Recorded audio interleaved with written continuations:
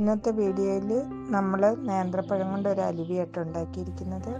ഇതെങ്ങനെയാണ് ഉണ്ടാക്കുന്നതെന്ന് നോക്കാം. നമുക്ക് നല്ലപോലെ പഴുത്ത നേന്ത്രപ്പഴം എടുത്തിട്ടുണ്ട്.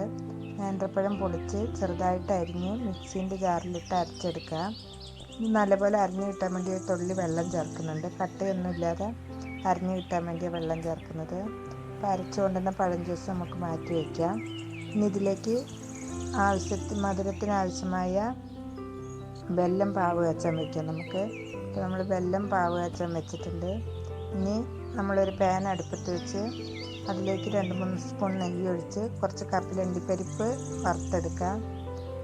ഇപ്പോൾ നമ്മൾ കപ്പലണ്ടിപ്പരിപ്പ് വറുത്ത് കോരിയിട്ടുണ്ട്. ആ വറുത്ത് കോരിയ നെയ്യിലേക്ക് തന്നെ നമ്മൾ അരച്ചു കൊണ്ടുവന്നിരിക്കുന്ന പഴം ജ്യൂസ് ഒഴിച്ച് നല്ലപോലെ ഇളക്കുക.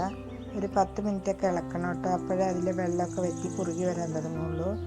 നല്ലപോലെ അടി പിടിക്കാതെ ഒരു 10 മിനിറ്റ് ഇളക്കിയതിന് ശേഷം നമ്മൾ വെല്ലം പാവ് കാച്ചി വെച്ചിരിക്കുന്നത് അരിച്ചതിലേക്ക് ഒഴിക്കുക. അത് അരിച്ചൊഴിച്ചിട്ട് നല്ലപോലെ ഇളക്കിക്കൊണ്ടേ ഇരിക്കുക. അതിനുശേഷം ഒരു നുള്ളു ഉപ്പിടുന്നുണ്ട് നമ്മളതിലേക്ക്. ഉപ്പിട്ട് നല്ലപോലെ ഇളക്കിയെടുത്തതിന് ശേഷം കുറുകി കട്ടിയായി വരുന്ന സമയത്ത് നമ്മളതിലേക്ക് 2-3 സ്പൂൺ നെയ്യ് ഒഴിക്കുന്നുണ്ട്.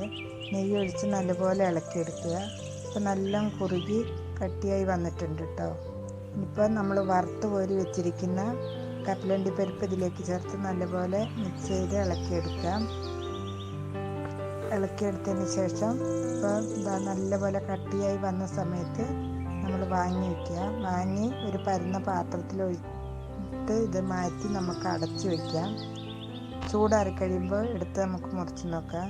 ഇപ്പം നമ്മുടെ നേന്ത്രപ്പഴ അലുവ ഇവിടെ റെഡി ആയിട്ടുണ്ട് കേട്ടോ. എല്ലാവർക്കും വീഡിയോ ഇഷ്ടപ്പെട്ടെങ്കിൽ ലൈക്ക് ചെയ്യുക, ഷെയർ ചെയ്യുക.